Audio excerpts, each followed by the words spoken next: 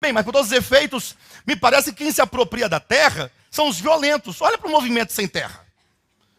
Para eles, teoricamente, ganharem a terra de que eles precisam, ou que eles reivindicam, eles são violentos, eles querem tomar na marra, na força. Aí a pessoa quer, por exemplo, um aumento de salário, o que ela faz? Faz greve, quebra ônibus lá, e se de repente tiver alguém que não quer participar da greve, os demais pegam ele e quer linchar, porque o companheiro não se uniu na greve. Ou seja, me parece que neste mundo, as pessoas alcançam seus objetivos egoístas e carnais e pessoais, e por mais que sejam justificáveis, no sentido de ser lícito, porque é lícito você ter uma casa, é lícito você ter um trabalho, é lícito ter um salário justo, tudo isso é muito lícito. Entretanto, me parece que os homens sobre a terra, eles têm as suas conquistas na base da violência. Até mesmo um casamento. A mulher, às vezes, ou o homem, um ou outro, tem um ciúme excessivo. E aí quer possuir o outro na base da força, na base da opressão. E às vezes até que consegue mantê-lo preso a si, mas nunca manter presa a alma a si. Na verdade, essas pessoas não possuem absolutamente nada. As pessoas querem possuir as coisas usando a violência. E há vários tipos de violência. Existe a violência mental, quando você pensa mal do outro, quando você joga praga no outro.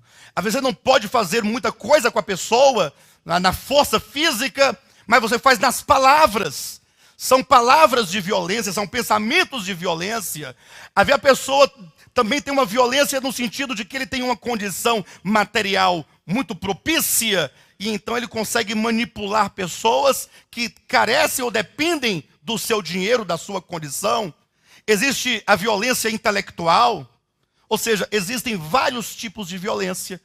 E o que nós temos visto é que os homens, no instinto caído de sobrevivência, são violentos. Quando então Jesus disse, bem-aventurado os mansos, eles querem dizer que aqueles que não usam ou que abrem mão de qualquer tipo de violência para alcançar os seus objetivos são mansos. E porque eles abrem mão dessa violência interior ou mesmo exterior, eles então são declarados bem-aventurados. E eu passei a semana toda pensando nessa questão da violência e da mansidão. A violência e a mansidão.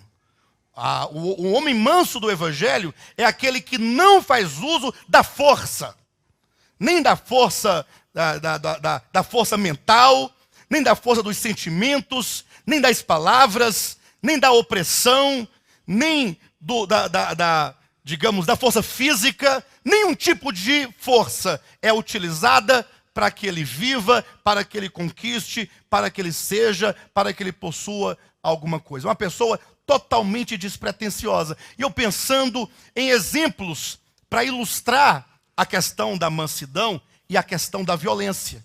Essas duas coisas. E me veio vários exemplos.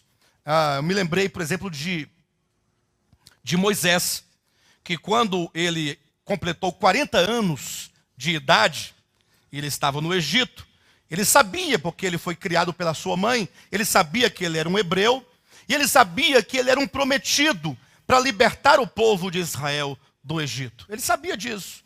De modo que quando ele completou 40 anos de idade, o que ele fez? Ele resolveu visitar os seus irmãos. E ao visitar os seus irmãos que estavam na escravidão lá no Egito, logo ele se apresentou aos seus irmãos com uma certa violência, quem sabe para despertar a atenção dos seus irmãos, dos hebreus, para vê-lo como um libertador. Então logo ele chegou lá e ele viu então que havia um egípcio que estava ferindo um hebreu, um egípcio que feria um hebreu, um escravo. E então, no caso, quando Moisés viu aquela cena, Moisés pensou, bem, se eu sou o libertador, eu tenho que agir em defesa do meu povo. Não é isso ou não?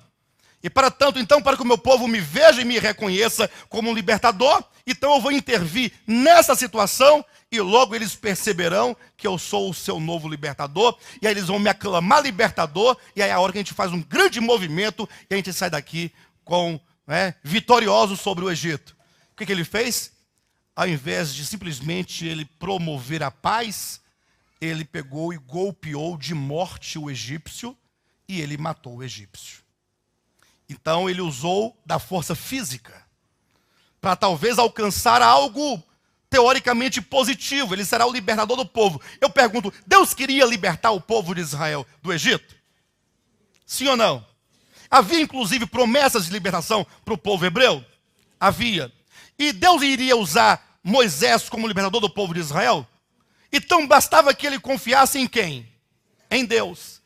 Que ele esperasse o momento que Deus faria e levantaria todas as circunstâncias. Mas de repente, Moisés, paradoxalmente falando, chamado no final da sua vida, o homem mais manso da terra, usou de violência para alcançar os seus objetivos.